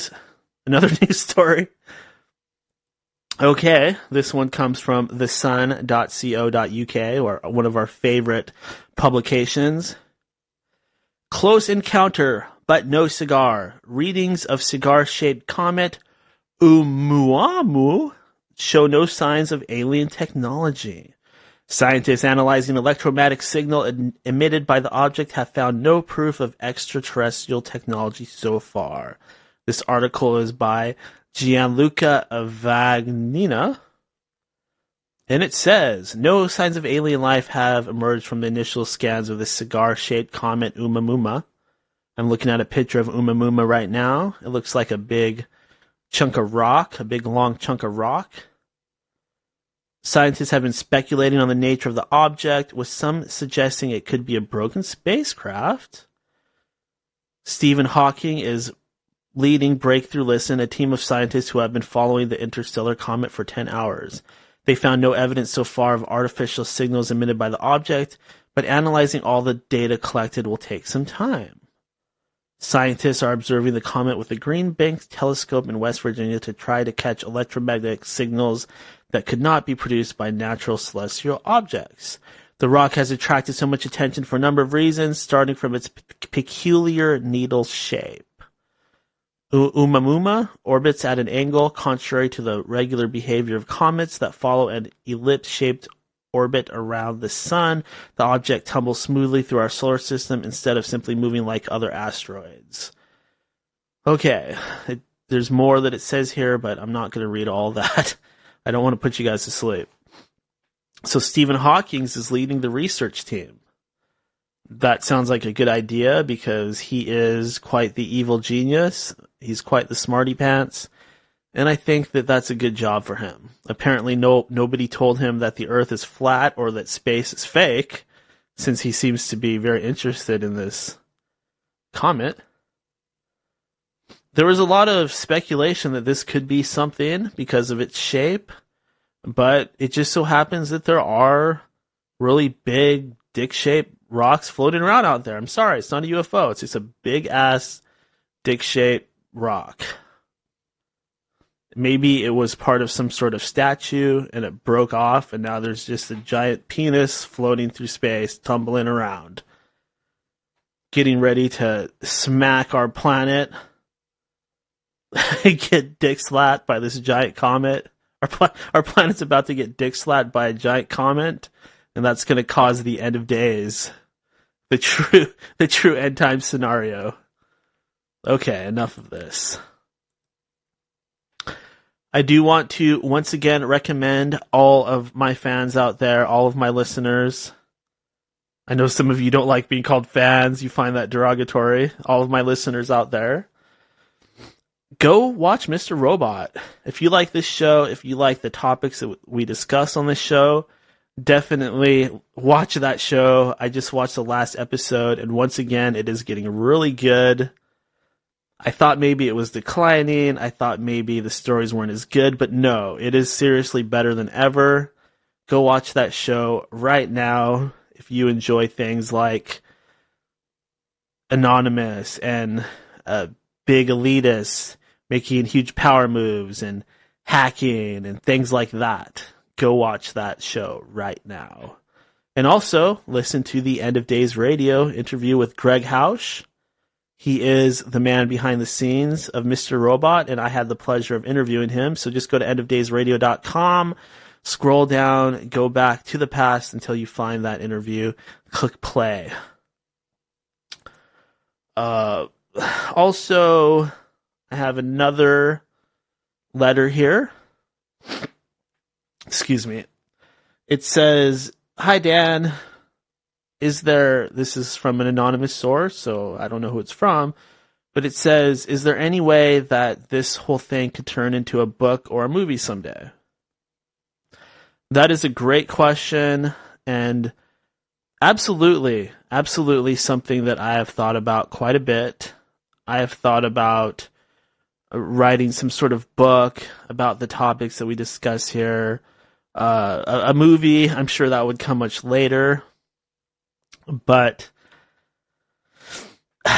where I have problems is I'm not interested in just doing a book about my life, and I'm also not interested in just retreading ground that has already been treaded. I don't want to write about stuff that other people have already written about or talked about. If I was to write a book, I would want to actually have something to say. And I feel like I'm not to that point yet where I have collected enough information that I'm ready to I'm not ready to put pen on paper. I don't feel like I have a specific enough message that I want to get out there that I want to turn it into book form. That might happen in the future if I get that inspiration, but I'm just not sure what direction to take it in yet. And let's say that I write this book, then I go back and keep doing the show, I keep doing my research, and I come to find that I was completely wrong about everything. I'll find that I was completely wrong, and then I'll have to write another book talking about how wrong I was, and then a few years later I'll have to do it again, and it'll just turn into this vicious cycle of giving my beliefs and then having to change them in written form in the future. And I really want to make sure that I have something very important to say the first time, in some sort of new revelation, something that's really gonna challenge and make people think, rather than just ripping off the work of some of my guests or something like that. You see where I'm going with this? I want to really have something that's unique to me. Otherwise, I'm just going to keep doing this show, and I'm just going to keep giving this platform to my guests to, to say whatever they want to say, until I actually have something that I feel that is uniquely mine and pushes things forward and actually contributes something. I'm going to just hold off, because last thing I want to do is just write some kind of goofy tell-all sort of thing, highlighting my paranormal experiences. I already talked about them on here. But if I did write a book, yes, I would indeed put my paranormal experiences in there, and my beliefs, and where I feel this is all headed, and what it's all about. But like I said, I want to make sure I have something original, unique, something that's me, as opposed to just cherry picking things from my rather interesting guests. I don't want to plagiarize them. I don't want to use them. I would rather at some point get away from this desk, get away from this mic for a short period, and go out there and explore those ancient Mayan ruins, or those underground bases, or that Sasquatch cave, that cave where Sasquatch takes humans to rape them and eat them. I want to go out there and actually investigate this stuff myself. The giant spiders, the shadow beings, the reptilians. I want to go out there and I want to face these things head on. And until I actually do that, I'm not going to sit down to put pen to paper. But I'll keep thinking about it. I'll keep dreaming the dream and thinking stuff up. And until then, I'll just watch as my ideas get stolen and everything I do gets plagiarized. But it's fine. Because one thing that I'm here to do is I am here to inspire, ignite. I'm here to turn the wheels. I'm here to light a fire under your butt, so that you all out there go on and you educate your friends and families about this stuff. Perhaps you will write a book on your own, or perhaps you will start your own show. And that is fine with me, because that is really what I want to do. And then maybe you'll get killed instead of me. maybe if enough other people are doing this, I won't get killed. It'll get kind of spread out. Okay. So I guess one thing that a lot of people have trouble with is balancing their work life with play. It seems that a lot of you guys out there, you're either doing one or the other.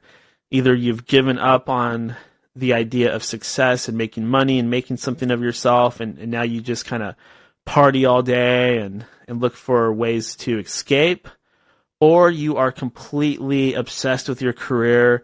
You have something going and you're completely obsessed with keeping that money coming in, keeping your status in society, and you have no time for anybody. You don't have time for your family. You don't have time for the stuff that you love. You've been completely taken in and controlled by your career. And neither way is really the answer. Neither way.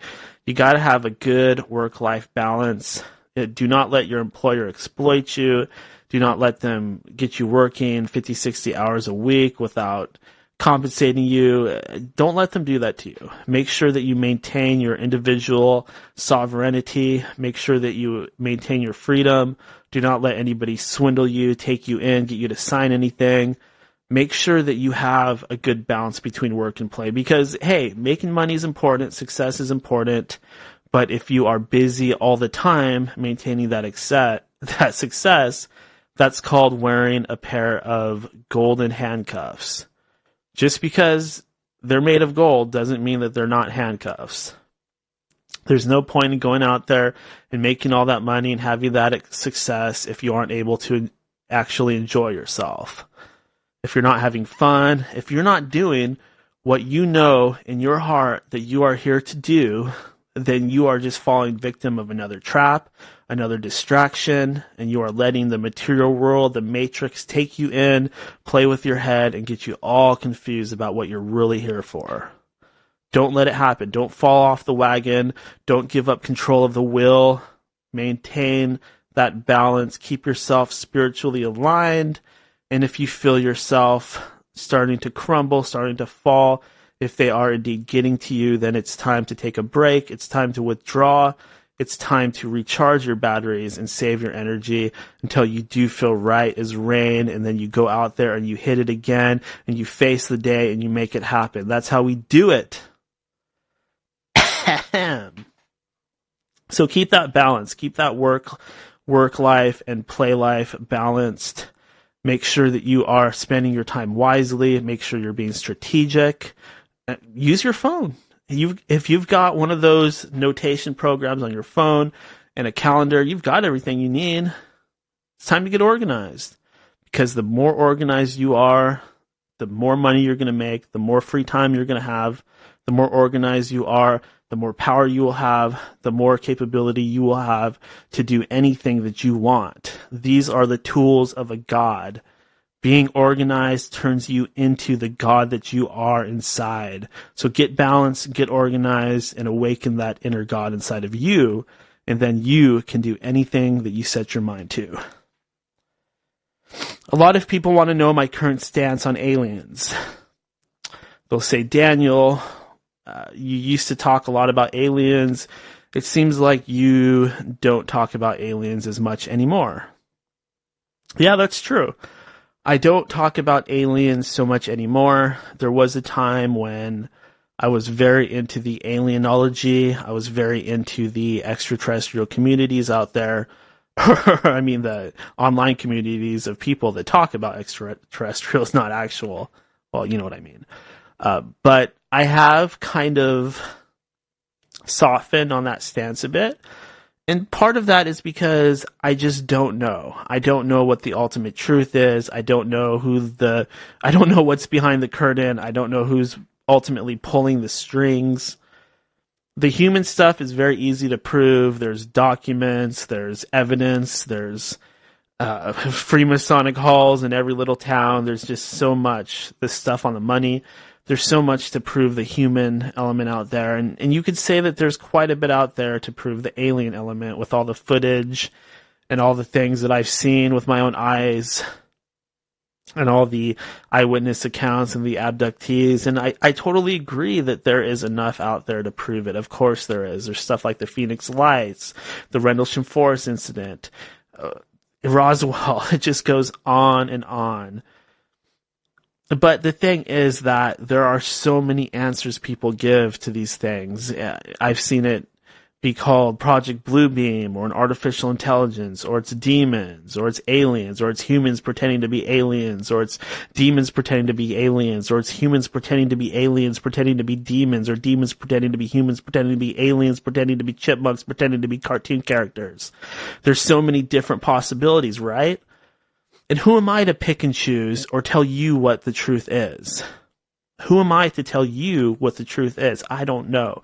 If I was absolutely sure, you better believe that I would tell you. But the most I can do is just track, analyze, and take record of this phenomena, discuss it, talk about it, and try to get clues.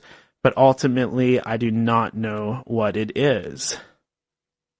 It could be the jinn. It could be many, many things. And it could just be that it's all a matter of semantics, and we just like to use different words for basically the same thing. Perhaps we are inside of a matrix. Perhaps it's all a big computer simulation.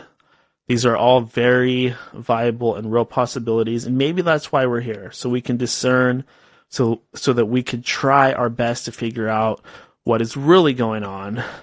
Maybe that's what we're actually here to do. And maybe if we did know the ultimate truth, maybe we would just die right there on the spot, or maybe we would see no purpose to living. Perhaps it's better if we don't know. Perhaps things are this way for a reason. Maybe we're just supposed to sit here and speculate about aliens all the time. And then one day they finally show up and they explain why they like to probe our behinds. So that's it. That's my current stance on aliens. I do believe they exist, but I don't. I've thrown out all the rigid sort of belief systems. Oh, it's all the reptilians. Oh, it's all the mantis aliens. It's this or it's that. I don't really know. I do know that there's a great evil out there. That is about as far as I'm willing to go with it, because I feel like there is great power and great truth in remaining objective and just noting the phenomena without casting labels and acting like I know for sure what it is, or going on some sort of religious crusade trying to turn people over to my beliefs. I find it to be much more sane and reasonable to simply say that I do know that something's going on, but I don't know exactly what. But hey, basically when it comes down to it, it's all a battle of good and evil. And we were taught that as children, and that has not changed. So it's simpler than many of us would like to believe. It's not hard to just be a good person. So don't think you have to spend your days going through books, going through the internet, and studying and being obsessed with finding that truth. Because really, the truth is that the only thing you really need to do here is try to be a good person. Okay, so I did watch a movie, and it's more one of those indie movies. It's not like big Hollywood blockbuster stuff. So I was cruising YouTube, watching the latest trailers for the various movies, like the Jurassic Park that's going to be coming out, and the Avengers, and I came across this indie flick called The Only Living Boy in New York. The Only Living Boy in New York. And I don't know why. I have no idea why, but it drew me in. I watched this trailer, and for some weird for some weird reason, I started thinking to myself, I really want to watch this movie. I've got to see this movie. It looks good. I bet it's going to be one of those artsy movies that just changes your soul when you watch it. So I watched the movie, and boy, I don't know if I should really talk too much about it because it suddenly occurred to me that some of you might actually want to watch it.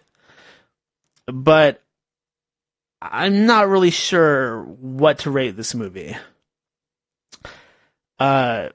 Basically, the plot line, without giving away any spoilers, it's about this skinny guy with glasses that lives in New York. Cough, cough, Woody Allen ripoff. So he lives in New York, and he's like very confused. He's having an existential crisis. Maybe that's what attracted me to the movie, because I have a lot of those. But I'm watching this movie, and it's about this guy, and he wants to be a writer, and his dad, he owns a publishing company, and he's like a failed writer, and he's poo-pooing his big ideals, and he really likes this girl, and this girl's kind of keeping him in the friend zone, and she won't let him really, get in there, so to speak. So somehow the main character, he finds out his dad is having an affair, and the main character, the kid, he really loves his mom, and he goes and confronts this woman played by Kate Beckinsale. Oh, the dad is played by Pierce Bronson, by the way. And he goes and confronts her, and somehow he ends up sleeping with the mistress. So the main character is sleeping with his dad's mistress, and that's what the trailer will tell you. That's the plot line, and that's kind of where everything takes off. And that's all I'm going to tell you, because I don't want to spoil the movie for you, just in case you want to go watch some shitty indie flick. But I would say that this movie, I'll give it a 2.5 out of 5 stars. Like, I'll give it a rough 50%, because I'm really not sure if I like it or not. I'm pretty sure that I don't like it. I thought it was kind of stupid. And I can't really get into why, because I don't want to spoil the movie for you, even though I'm kind of reviewing it. But I would say watch it, because even though it's not a 5-star movie, it's not a 2 thumbs up movie, it did kind of stick with me. It's one of those movies that kind of sticks with you after you watch it. And I know some of you are after that. You're after something that's going to really strike a chord with you, that will stick with you, that will resonate with you. It's called The Only Living Boy in New York. Go watch it now if you want to watch a shitty movie that will kind of stick with you. And that's my review. We're doing that now. We're reviewing stuff. Okay, so also, oh man, I have a list of stuff here to talk about. I have too much. That's the problem. I have too much. I have too much stuff to talk about. Totally. I'll do one more. So sometimes people ask me, what are the best songs of all time? I definitely, there's 2 that immediately come to mind. The first one is Stairway to Heaven by Led Zeppelin. I'm sure many of you would agree with that.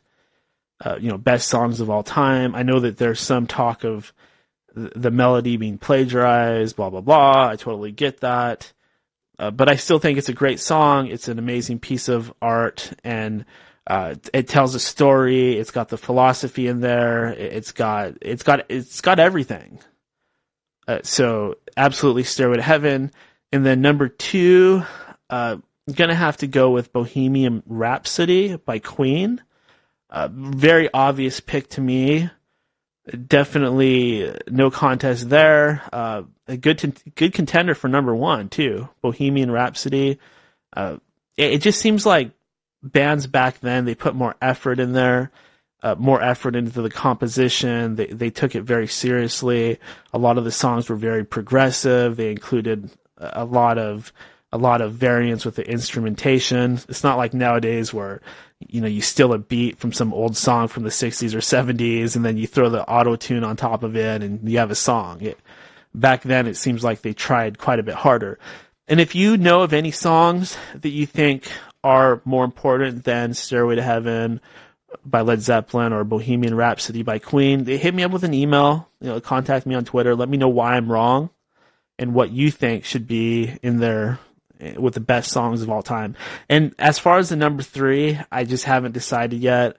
There's a lot of good options out there from like the Beatles, Rolling Stones, all along the Watchtower with Jimi Hendrix. That might be one, but it's hard. It's really hard. There's too many options, and I want to figure out what everybody actually agrees on rather than just go with my personal opinion, because I really don't know. I mean, the first two are obvious, but I'm just not sure about that number 3.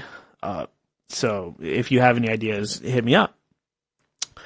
I want to talk a little bit about America and why it is the best system out there, but I'm probably going to save that until next time, because it's a really long and convoluted thing I want to talk about, and I don't want to just sit here too long and just talk your ears off.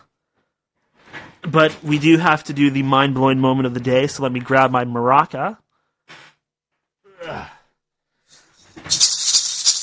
Yeah! Yeah! Man, cool! It's time for the mind-blowing moment of the day.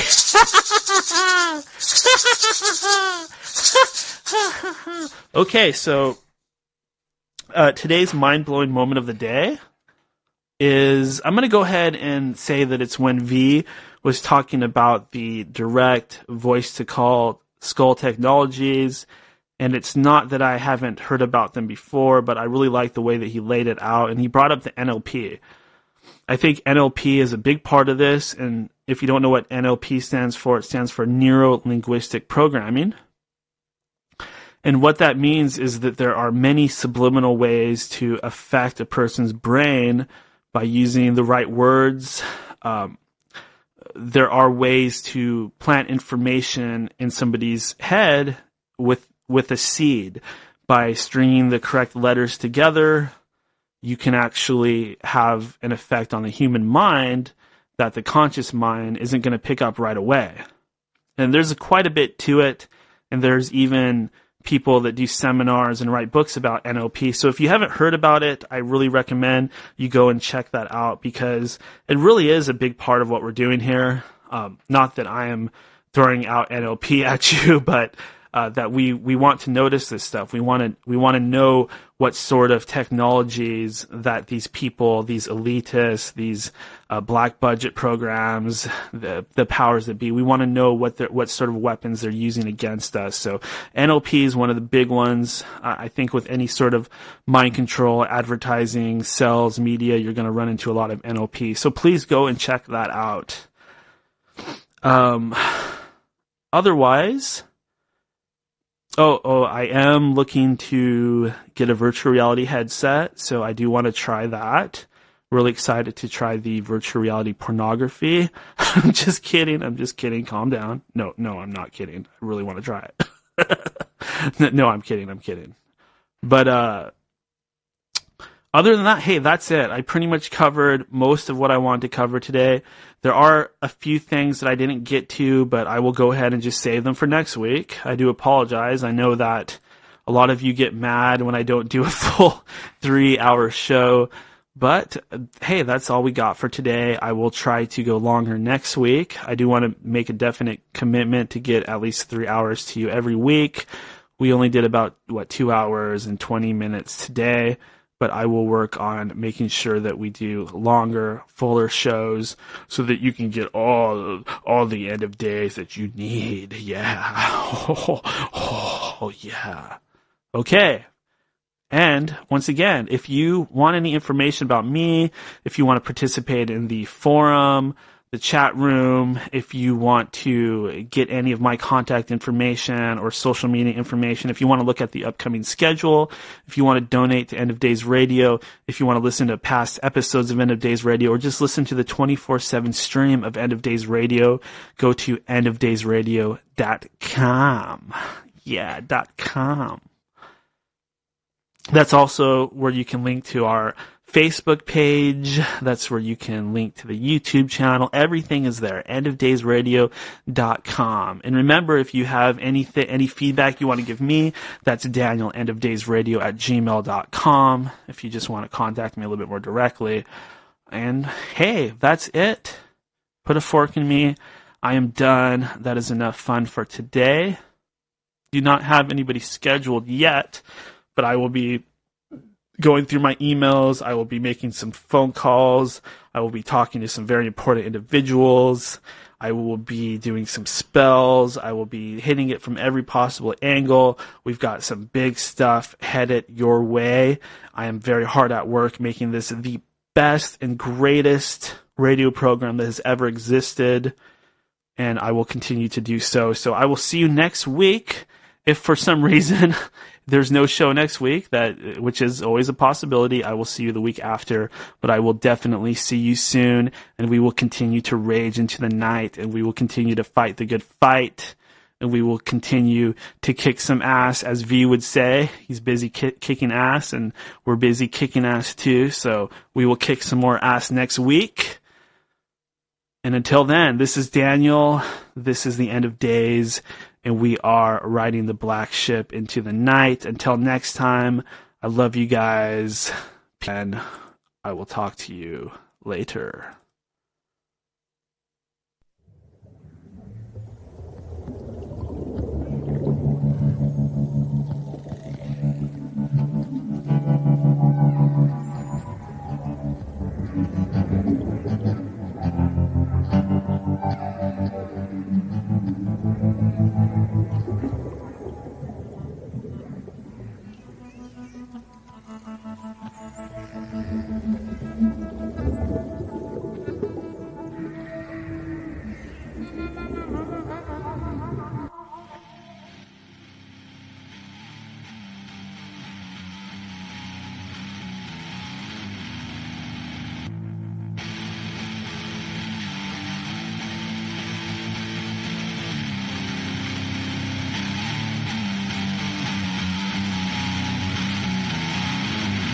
Winter's coming.